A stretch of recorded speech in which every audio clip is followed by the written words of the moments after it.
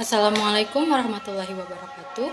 Izin memperkenalkan diri, nama saya Rizky Andriani dengan NPM 2151020098, Prodi Perbankan Syariah kelas C dari Fakultas Ekonomi dan Bisnis Islam. Di sini saya membuat video untuk memenuhi tugas dari Fikih Muamalah, yaitu tentang MLM. Jadi, MLM itu adalah multi level marketing syariah, yaitu prakteknya atau cara kerjanya. MLM syariah adalah sebuah usaha MLM yang mendasarkan sistem operasionalnya pada prinsip syariah. MLM adalah menjual atau memasarkan langsung suatu produk baik berupa barang atau jasa kepada konsumen yang halal dan bermanfaat. Proses perdagangannya tidak ada pelanggaran syariah, tidak ada pemaksaan, penipuan, riba, pengurangan timbangan, dan lain-lain. Dalam praktek MLM syariah menekankan pentingnya peranan akad dalam menentukan sah atau tidaknya suatu perjanjian bisnis, yang terdiri dari akad sistem murabahah dan akad sistem mudharabah. MLM syariah dalam praktiknya menggunakan strategi pemasaran secara bertingkat atau levelisasi, mengandung unsur positif yang diisi dengan nilai Islam. Bisnis yang dijalankan berupa biaya pemasaran, bonus, hadiah, dan sebagainya, tergantung dengan prestasi dan level seorang anggota. Dalam fikih itu semua disebut samsara atau simsar.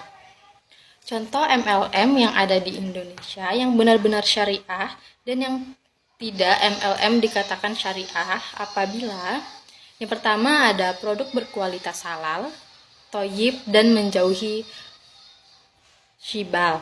Yang kedua yaitu terdapat sistem akad. Yang ketiga operasional kebijakan. Yang keempat ada memiliki DPS. Yang kelima rumusan intensif harus adil, tidak menzalimi, dan berorientasi pada falah.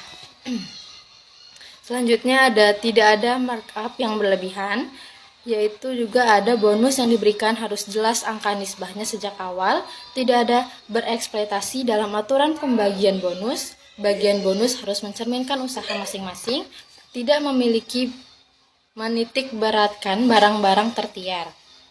Contoh MLM yang menurut DSN MUI terkait PIBS, perusahaan MLM dengan sertifikasi halal, yaitu ada PT Herba Penawar Al-Wahida Indonesia, PT Singalangit Jaya, PT Nusantara Sukses Selalu, dan juga ada PT K Klinik Nusantara.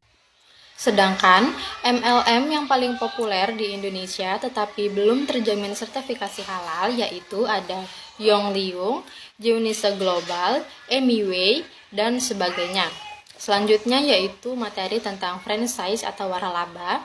Franchise adalah kerjasama dalam bidang usaha dan bagi hasil sesuai dengan kesepakatan biaya franchise berupa penggunaan merek dan lisensi. Bisnis franchise merupakan bentuk kerjasama usaha antara pemilik merek dagang, produk, dan sistem operasional.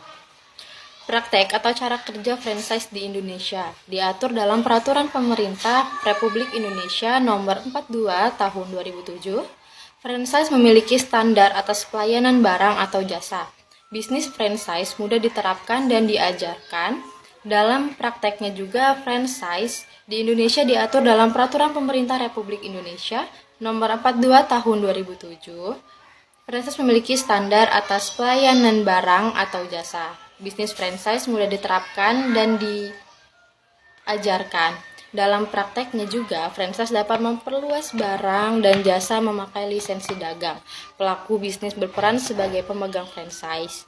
Ada 3 istilah dalam franchise, yaitu franchisor, franchise, dan franchise fee. Contoh franchise yang ada di Indonesia dari beberapa bidang usaha yaitu Indomaret, Alfamaret, Alfamidi, Si Cepat, Si Chatime, Si Boba, Geprek Bensu, Kebab, dan sebagainya. Selanjutnya yaitu saham syariah dan saham konvensional. Saham syariah merupakan efek berbentuk saham yang tidak bertentangan dengan prinsip syariah di pasar modal. Secara konsep, saham merupakan surat berharga bukti penyertaan modal kepada perusahaan, dan dengan bukti penyertaan tersebut, pemegang saham berhak mendapatkan bagian hasil dari usaha pengusahaan tersebut. Dalam prakteknya, terdapat dua jenis saham syariah yang diakui di pasar modal Indonesia. Pertama, saham yang dinyatakan memenuhi kriteria seleksi saham syariah berdasarkan OJK nomor 35/PJOK nomor 4 2017. Yang kedua, saham yang dicatatkan sebagai saham syariah oleh emiten atas perusahaan publik berdasarkan peraturan OJK nomor 17/POJK nomor 9 2015. Dan juga dalam kegiatannya, suatu saham dapat dikategorikan sebagai saham syariah jika emiten tidak bertentangan dengan prinsip-prinsip syariah kegiatan usahanya, seperti perjudian dan permainan yang tergolong judi, perdagangan yang tidak disertai penyerahan barang atau jasa, bank berbasis bunga, jual beli yang mengandung unsur gharar, dan sebagainya. Yang kedua, yaitu ada emiten memenuhi rasio-rasio keuangan, yaitu total uang yang berbasis bunga dibandingkan dengan total aset tidak lebih dari 45%, total pendapatan bunga dan pendapatan tidak halal lainnya dibandingkan dengan total pendapatan usaha tidak lebih dari 10%.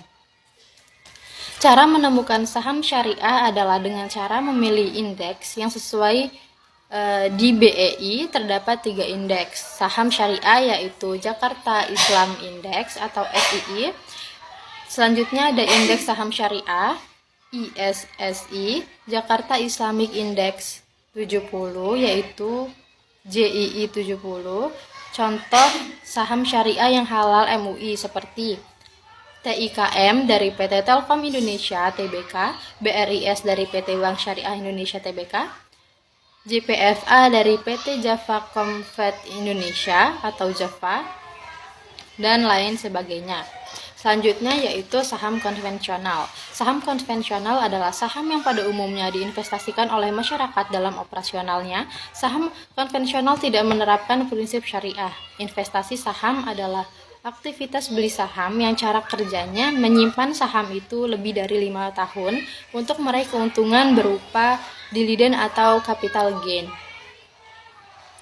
Dalam prakteknya, saham mewakili kepemilikan di perusahaan publik.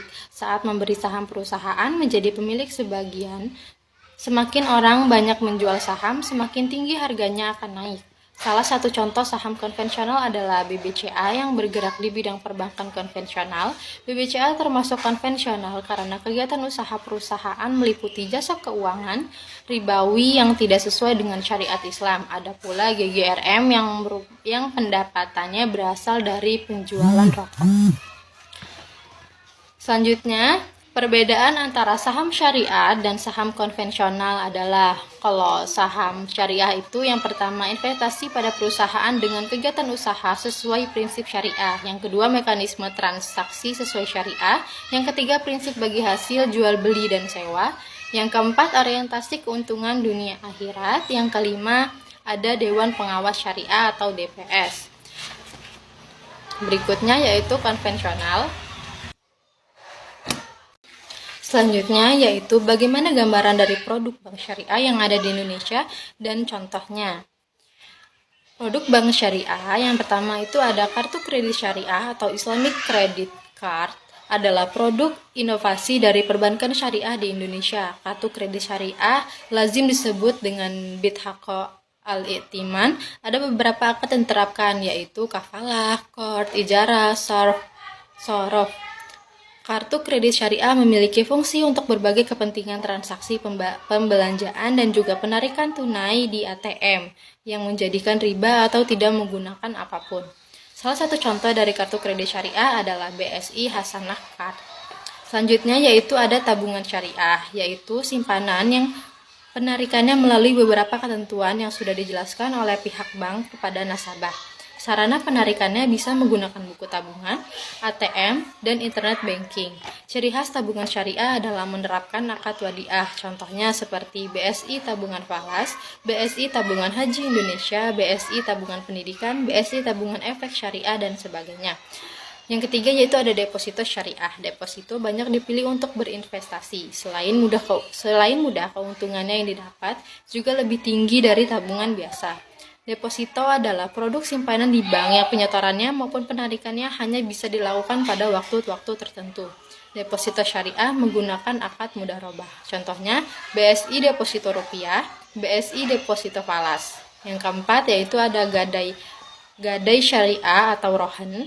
Akad gadai syariah yang dipraktekkan pada PT Pegadaian adalah menjaminkan uang kepada nasabah dengan jaminan harta yang bernilai dan dapat dijual. Uang yang dipinjamkan murni tanpa biaya. Contohnya seperti Arum Haji, Arum BPKB, dan Amanah. Yang kelima yaitu ada giro syariah, yang merupakan simpanan.